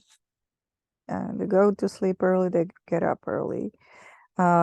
So there is a difference. However, there are also some things that we do know. For example, people who perennially work the night shift are usually not as healthy as those who work the day shift in general. And that I'm not aware, at least, of any research that looked at, how differently that may affect people who have different, night owl versus, morning people, whether there is a difference in them in terms of their health and night shift work. But this night shift work has a known deleterious effect on health long term. The other thing that I have kind of, I looked at this, what he mentioned about COVID and death rates, and you know me, I'm going to check things. And so I went and I checked death rates by country. Well, you would expect that Canada would have more death rates than, continental USA, and that's not the case. You would expect that some of the countries that are in the equatorial or region or southern, so they have lots of sun exposure that would have fewer deaths from COVID than those who are farther north, and that again is not true. I looked at the states in the United States, north versus south, and that's not true either. So I would be a little bit careful about making some of these statements because I don't see this to be true. For the same reason, I looked at the cancer rates by in the world and generally north versus south, and I looked at cancer rates in the United States for the same reason. And again, there is really no such trend. So I would be a little bit careful about being very adamant. Sometimes correlation can look strong if you have what we call selection bias. So you exclude data that are not particularly supportive of your idea, and then you can get kind of skewed results. And that is what I think happened to them because they excluded all the states in that paper that he mentioned that have higher sun exposure. And by that, they skewed the results, at least in my view. And I mean, even though there is lots of truth in what he presented, I believe that we have to be a little bit careful about, how we present the information and to check, is this true? Is it not true for ourselves? Thank you very much. And that was I'll be very quick. I've lived for 7 years in Pennsylvania in Wayne. And for many years, both of us had no colds or anything like that. And actually, 2 years before I came here, I was in the middle of breast cancer and 2 surgeries and chemo, and in the middle of COVID, and we never got it. I'm not saying that's what it is. We've been here for 2 years, and this winter we had the rhino cold, took us a month to get over it. We were well for 2 weeks. We got the COVID. We're just recuperating, thank God. But and I'm only one of them, but I'm saying at least the sunshine here didn't help me to not get those things. And I know that's the other extreme, but that has been my experience. I'm so sorry. Okay, thank you. I'm going to jump into the queue to go on from what Simona was talking about, and I'll come to Sue. Sue, I'll be with you in just a moment. In terms of thinking about the kinds of support and whether or not it's correlations or causation and that sort of thing, as I was listening, I was thinking, I'm teaching research methods this quarter, so that's kind of where the headspace I'm in. And as I was listening to his presentation, I started thinking about the scientific method, and it also connected to something else, and I've never made the connection, but first with the scientific method. And he admits this up front. His approach was not this, he decided not to do it the scientific method way. He had a hypothesis, and that is that Ellen White was ahead of her time in terms of what she had to say about health and wellness issues. That was his hypothesis. And then he went in and did a deep dive into an area to try to support that hypothesis. That's not what we do in science. And the reason we don't do it in science is because seeking to support a hypothesis is a very problematic process. We seek to disprove the hypothesis. So but then the connection that kind of rang true as I was listening to him talk, I thought I was back to, it felt like, what it reminded me of is of the 28 fundamental beliefs, where we've got our statement of truth, and then all the texts that support that. And oftentimes, one of the things that frustrates me about that proof text method is you have the statement, and then you find all these pieces of information that support that statement, but they're out of context of what the statements were made. And it just rings very not inauthentic, but not convincing at all to me. And what I saw him doing was kind of the same process. He had his hypothesis, and then he went to Ellen White and found these statements that he thought were statements kind of out of her context, and then connected them to the science, which I found fairly unconvincing, because he does things like Ellen White says that our children should have regular sleep and wake patterns. And he stretches that into, did she know about this science of circadian rhythms and how our children and the brain effects and all that? He stretches it into being as if she maybe knew about that. And he sometimes touches on that. It was a really big deal to him that Ellen White used the word warm in relationship to the sun, because that warmth comes from this very important part of the light spectrum. Well, okay, the trees. Ellen White was in support of keeping the trees. Well, it just so happens that those green trees reflect that spectrum of light that's supportive of health. The other thing that I notice is that, I'm not going to go down that road. So these connections are really big stretches. And I think they lead to a fallacy in terms of making connections. And one of the ways to avoid that is to not try to support our hypotheses, but to try to disprove them, and then see what comes up. And as we try to disprove our hypotheses, sometimes we find that instead we have supported them.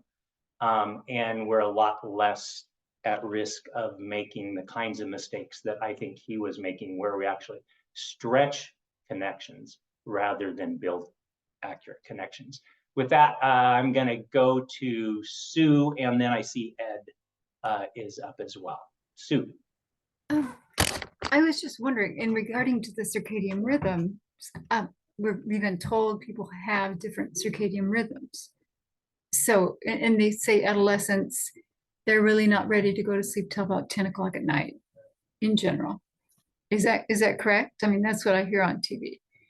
And so I'm thinking, well, are there other people who, you know, they just naturally stay up till 11, etc.? I mean, how does this circadian rhythm work across the board? Do we all share the basic need to be to bed by 9 p.m.? The people who work with adolescents, perhaps you could help me with that.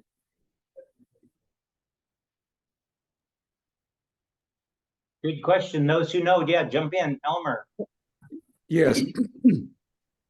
Kids should have enough energy if they get 7 to 8 hours a night. The problem there is that they go to sleep around 10, 11 o'clock. So the best way to redo these circadian is not to tell them when to go to bed, is to wake them up early in the morning, and they'll get tired. So I tell the parents, don't argue with when to go to bed, argue when it's time to wake up.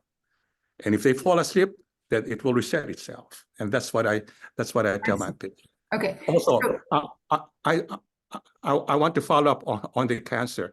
So I followed on that. So I said, well, let me go to the horse's mouth. I have a son who's a practicing radiation oncologist, who's a cancer doctor. I sent him the article. I said, Andrew, can you offer an opinion? He looked at the opinion. He says, Dad, if you look at the article, it says multi-ligand, which means they don't really know what kind of receptors are being triggered in here. So to say one and say it's multi-ligand, you're missing the whole point. I just thought I'd bring that up because Monty teaches statistics. My son teaches statistics also and works with Dr. Sabbath in the School of Nutrition at Loma. So you probably know him. Yeah, I know who he is. As far as circadian rhythms, then for adults too, you can reset your circadian rhythm. You're not locked into it at birth. Is that correct? By getting up early, you could reset your circadian rhythm. Okay. Yes. Melatonin, when a newborn is born, they adjust to the environment. Melatonin doesn't come into production around the third or fourth month. So from then on, then you train the child, and they train themselves to wake up and when to go to bed. Okay. Now maybe you've heard of these high schools that are talking about, you know, we should make school start later because it's natural for an adolescent to not want to fall asleep circadian rhythm wise till 10 o'clock. That really that is not locked in. Well, no, actually my argument with teachers when they come to meet with me is I've always argued you should never give a homework to a kid because the parents do the homework. You know, and the kids stay up at night, and the whole thing is destroyed. You don't give homework until the child has internalized some sense of responsibility. Mm-hmm. Okay. But excuse me, as a teacher, that behavioral modification actually is an advisor to the parents. I told them it worked. It worked for me, like when I was working, I knew what hours, then later on is retired, so I gave myself a little bit more time. But staying and recharge, making it a habit, it worked. You know, with my boys, as you said, that's how it is, took their things away. And, you know, when they were children and later on teenagers, and they have adjusted very well. So in my experience in my family and as a teacher, when the parents work with the children and young adolescents, because that's how our world works also later on when they get jobs. We cannot sleep till 11 o'clock and go to bed at 12 o'clock and be productive. That's reality. Thank you. Dude, thank you very much. Let's go to Ed. Yes, I want to commend the presenter for a very thorough presentation of the scientific data. I appreciated that very much, and I learned something new. However, I was very disappointed in his use of Ellen White. You know, these quotes from her, it seems like he just picked them out of the air, and he gave himself away. He believes in verbal dictation theory of inspiration, because he pointed out words. I believe this word was actually inspired. Well, that gives us a clue. And also some of his phrases. The gentleman is part of this whole movement of last generation theology. And what I would much prefer is if he could put Ellen White in the context of this whole subject in terms of these quotes. What are they from? Are they letters to particular people? Were they manuscripts? Were they articles? What were they? There's no mention of this whatsoever. Who were the contemporaries of Ellen White at that time that were also in this field? We know that Kellogg was, but I'm sure there were many others, especially in that upper part of the state of New York.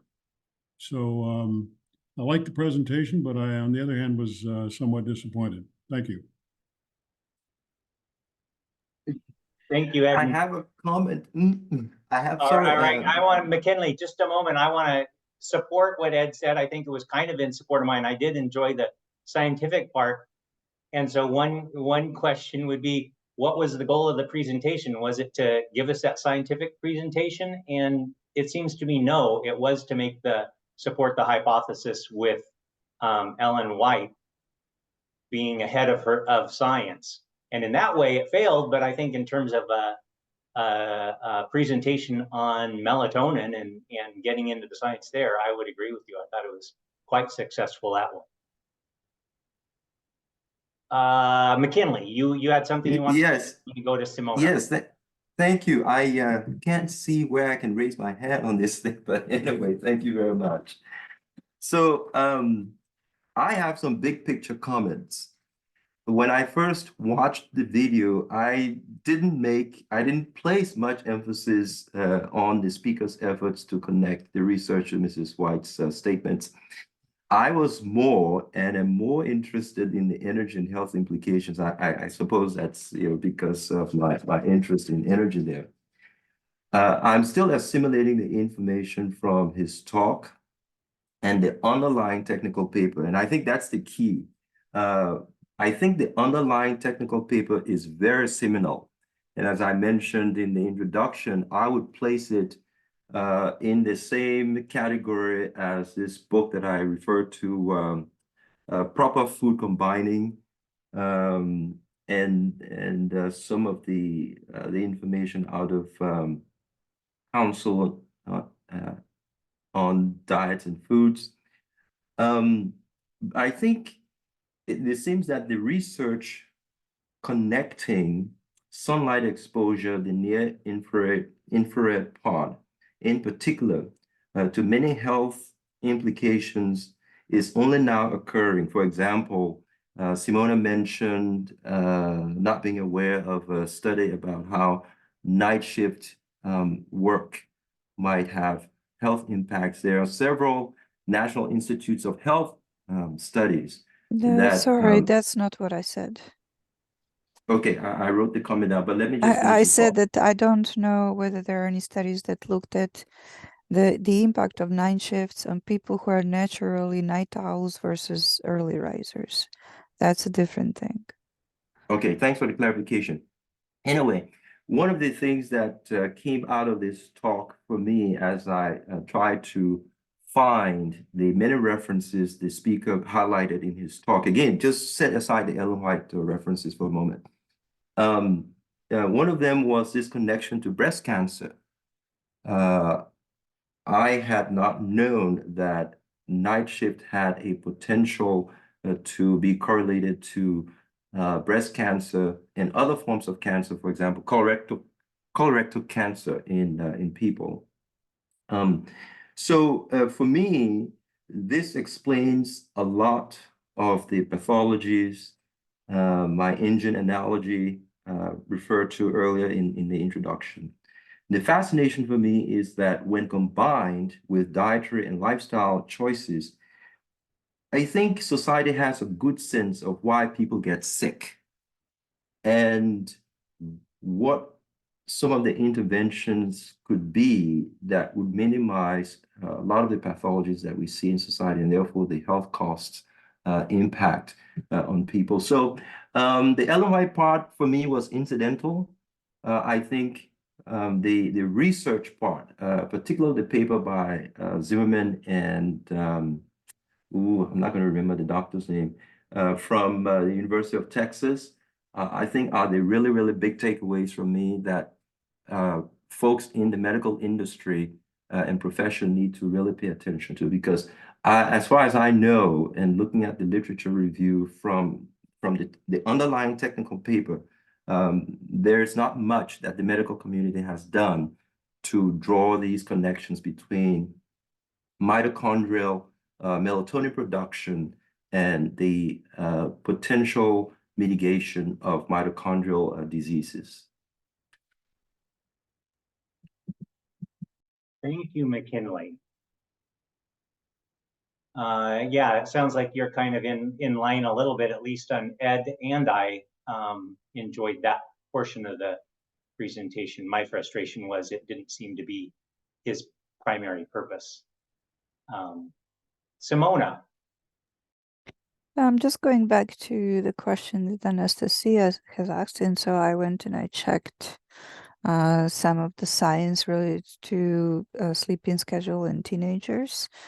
And so according to the experts in the field, and I'm not one of those, I'm just repeating what I have read, that there is a reason, there are two reasons. One is circadian rhythm in teenagers, and then sleep-wake cycle.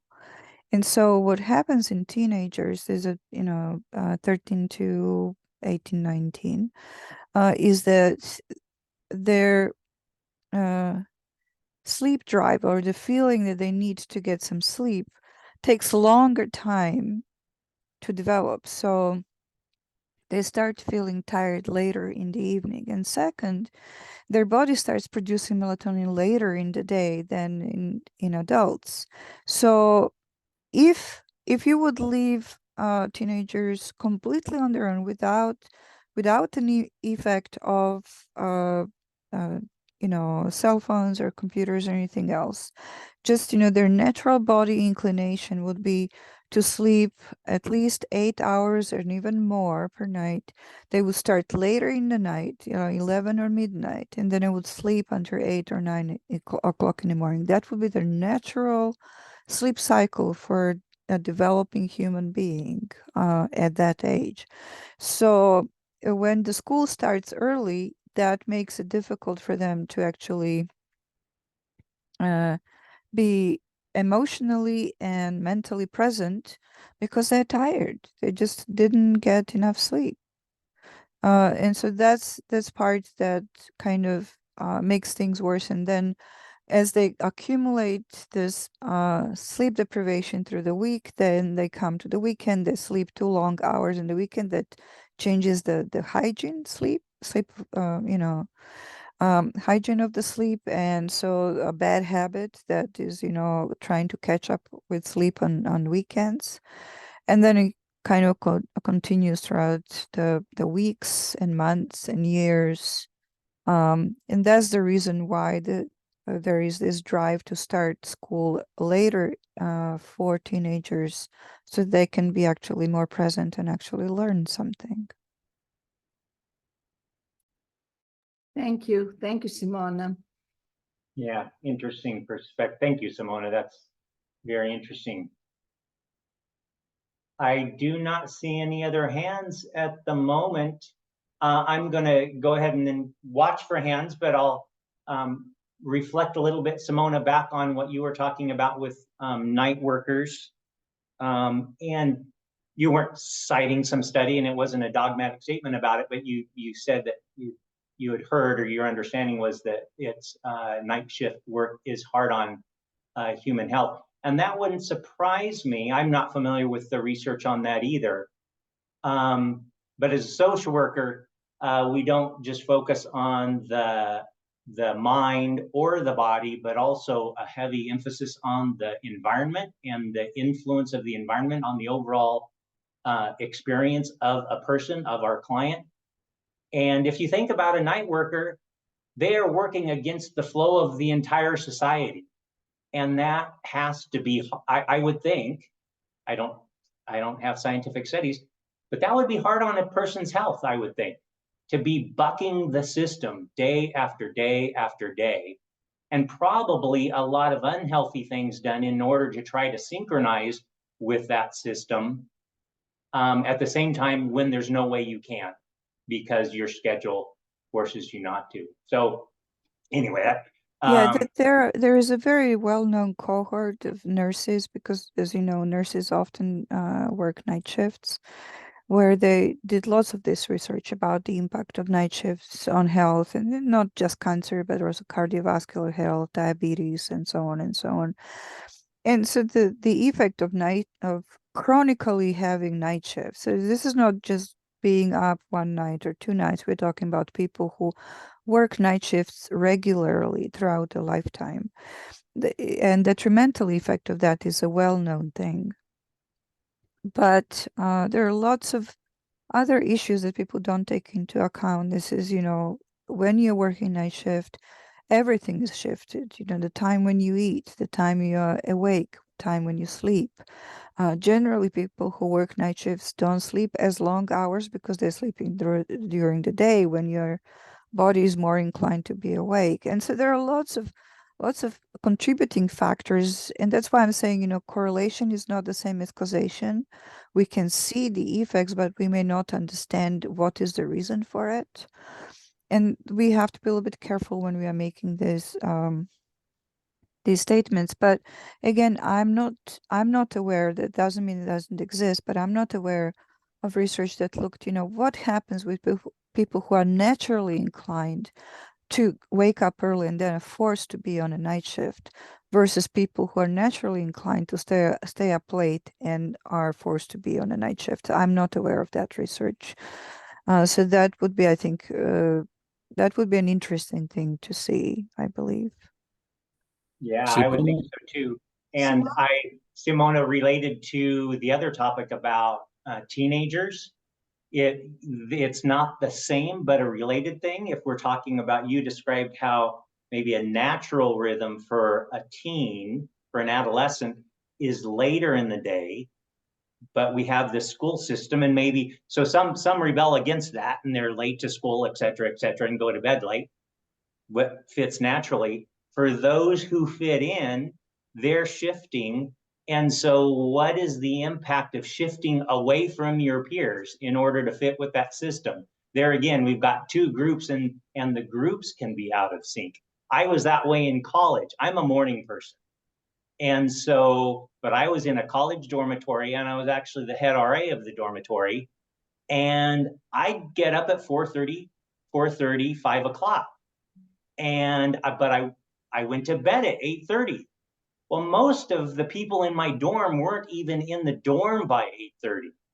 And so it was a joke amongst all of my RAs that Monty Butler is in his room, he's in bed, he has his earplugs in.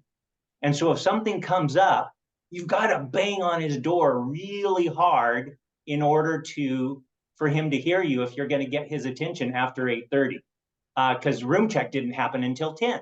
So anyway, being out of sync with the surrounding environment, that's probably the reason I have so many psychological problems, is because I was out of sync with my college classmates. So I have an excuse, maybe. No, that's a poor excuse. Oh, I don't think you have many psychological problems, at least as far as I know. let's, Sue, come back in. I knew a doctor who studied at Loma, and he said a lot of doctoral students, they will go to bed early, like 7:30 at night, and then wake up at 2:30 in the morning because their brain waves are highest at that time. And they purposely do that because they retain so much more. So I think you were in good company. Just maybe an hour later, 7:30 to 8:30. You went to bed at 8:30, right?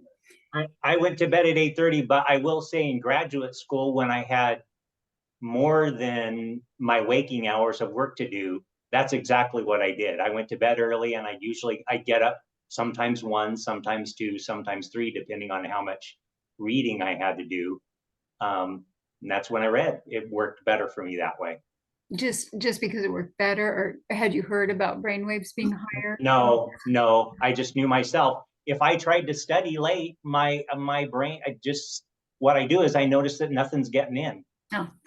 I start reading sentences multiple times and I don't really know what I'm reading. So I just got to go to sleep and then set my alarm for early in the day or for early in the morning, and then start going after it. Yeah. Another thing with sleep, I had read, it was in that book, Proof Positive, that if people with arthritis, for instance, if they slept 10 hours but had gone to bed later, they would have more pain the next day than if they went to bed early. And they felt that the reason for this was that the hormones that rebuild your body kick in around dusk. And so your body's trying to repair itself with these hormones, but if it's exposed to light, etc., it can't do that. If you're up, exposed to light, being stimulated. And so the best thing to do, according to this segment of the book that I read, was to go to bed earlier and let your body do that repair with all those repair hormones that are trying to get in there at dusk, and repair your body and your brain, I'm sure, too. So that's just another thing that I'd read that might factor into the equation. Going to bed earlier might be a little bit better for your health, or maybe a lot better. Again, depends on the person. You might want to note that all of these topics fall under the circadian rhythm sleep disorder, and the key there is the disorder. It's not in order for a disorder to be diagnosed, you have to have a group of symptoms, and then you have to have an impairment.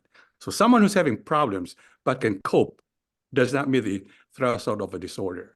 So when Monty is having all these problems, but he's coping well, scoring A's in his classes and able to pay his bills, yeah, that's normal. I mean, you're a healthy person, in other words. And maybe I didn't explain that arthritis thing in just reviewing what I said. I didn't explain it perhaps as precisely as I should. They'd have people who would go to bed and sleep 10 hours. And if they went to bed early, they had less pain than if they went to bed late and slept 10 hours. So, I mean, and they insisted they controlled the experiment. So, for what it's worth, I can't review the experiment, but I thought it was an interesting piece of information that figures into perhaps even the light equation that he was talking about. There are four types of circadian sleep disorders. You have the primary, secondary. If the sleep disorder is secondary to neurological and medical condition, then it's a secondary that needs more medical intervention. And you're right. There's nothing we can do with that. If you have sleep problems secondary to your brain tumor, I mean, there's no cure for that. I don't have any hands up right now. I want to circle back around to Ellen White again. I was critical of the connections that our presenter was making between Ellen White's statements and the science. But what I want to do is just come back to Ellen White herself and her statements. And what her statements tell me is she was a person who was well tuned into her body and herself and how her environment affected her. Now, on top of that, that could be because of inspiration and God telling her there's this connection. at a minimum, she was at least very aware of herself. And that when she went outside, she felt better. When there were trees and she had a pleasant environment, she felt better. When she slept and had a routine for herself, she felt more healthy. So that's for me, just an interesting way to think about her, and the fact that she did have this sense of environment and biology and mental health being related to each other. And I value that. I value that in her, and I certainly value that in my own life. Anastasia. And they say this is wonderful and very true for me. The need, and as Elmer said, for routine. I really have never retired. One of the reasons that maybe because I was a general's daughter, I need to have, and I'm naturally, I think, very spontaneous, but I think my father did some good with loving ways of putting a schedule. And I used to fight that because I love to be artistic and this and that. But he helped me so much in putting some kind, he was not a Gestapo, but as I was growing up, my other siblings did not have as much trouble with that. I wanted to do it my way, and he let me be creative when I need to be creative. But also, like Elmer said, very early at that time, we didn't have computers, but books, and good books, philosophy books, theological books, whatever, is in early teens. And even then, he'll say, it's time to put that away. So he set schedules that I appreciated much more later on in my life, because when I had to be responsible for a job and all these things, that I pushed myself to train myself to have that schedule. And so then when I, quote, retired, a few days of sleeping in, though my husband was totally the opposite, he was sweet enough to bring me breakfast and all that. But that was not good. I felt unsteady. I mean, in the beginning, few days was good, but then I felt there was not a schedule. And especially then when my kids went away to college and stuff, there was no reason for me to be up. And that was not good for me. And I realized, so I started scheduling myself again. And actually, I put time for writing, not only when I felt like it, but I had so much time that I had to put. So even as adults, and I feel especially when we call it retired and kids are out of school, then grandkids are out of home, so I purposely started teaching again, maybe one class, even when I went to Pennsylvania, or I went here or there.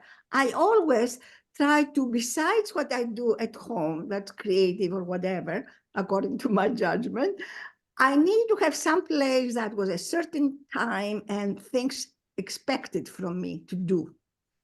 And so then as an adult retiree, I feel it gives me not only purpose, but structure in my life that I need. Thank you. Thank you, Anastasia. Thank you. All right. I think it is now a good time for us to pull this discussion to a close and maybe wrap things up. I'll pass it over to Simona, and then we'll transition to our health check meeting. Simona. Thank you. This was a very interesting discussion, I believe. So the issue with sleep is an important one. We know, and we're learning more as we go, how important sleep is for not just physical health, but also for mental health, for the brain health.